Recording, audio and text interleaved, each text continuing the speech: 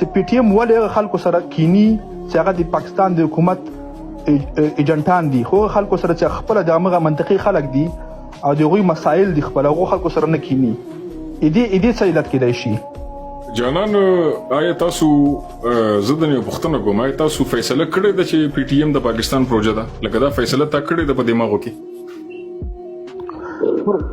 ما ته سوال پیدا کیږي. نه سوال نه، ورګه سوالونه تا ډېر وکړل، په ډېرو خبرو باندې بس نه کیږي، بس په لږو خبرو کیږي.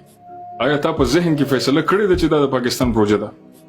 زه فکر کوم د پی ټی ایم دغه اوسنی د کوم قیادت څخه ده د اصل په سل پاکستان د حکومت سره په پټه کې دوی ملاو دي او دوی خبره سره یو شی ده. جانان تا مثال په یو شی تا فیصله وکړه خزاتی چې دا د پاکستان پروژه ده، نو بیا د دې پوښتنې ضرورت څه دی چې آیا ده که نه ده؟ تا خو فیصله کړې ده.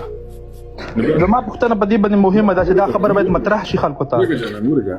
تا فیصله وکړه چې د پاکستان پروژه ده، بیا ته دا پوښتنه ولې کوې چې ده او که نه ده؟ زه غواړم تاسو باید خلکو ته حقیقت ووایي، په دې په ځای چې خلکو ته فلسفه وایي باید حقیقت ورته ووایي. ولې تاسو حقیقت ولې خبرې نه کوئ؟ هغه فیصله د ولس ته چې ولس وګوري چې آیا موږ حقیقت وایو که دروغ وایو. ستا ورته خپل نظر وړاندې کو، ما ورته خپل وړاندې کو، فیصله به لاندې ولس کوي.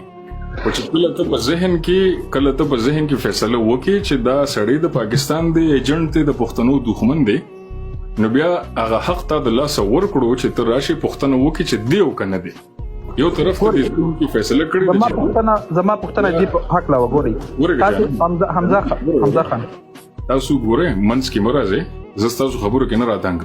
اوکې، نو چې کله تا ذهن کې فیصله وکړه چې دی، بیا پوښتنه کول چې دی که نه دی، دا قمقلتوب دی، اوسې وخت هم ضایع کول دي.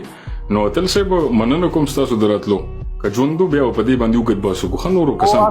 اصلا د ما مطلب هم دغه کوم خلک چې فالوورز لري لکه تاسو، خو تاسو باید د قضیې دواړه اړخ ووایي. تاسو راځي قضیې اړخ ووایي، بل اړخ نه وایي. خلکو ته یو ذهنیت ورکوي چې هغه ذهنیت اصلا الته دغه تر شا ټول حقایق نشته، موجود نه دي. که تاسو وغواړئ تاسو دواړه طرف ویلی شئ، خو تاسو بدبختانه چې کوم شی پاپولري، کوم شی ټرند کې چلیږي، تاسو همغه شی پسې اخر ته ورځئ، همغه کوئ، همغه زنده باد او مرده باد.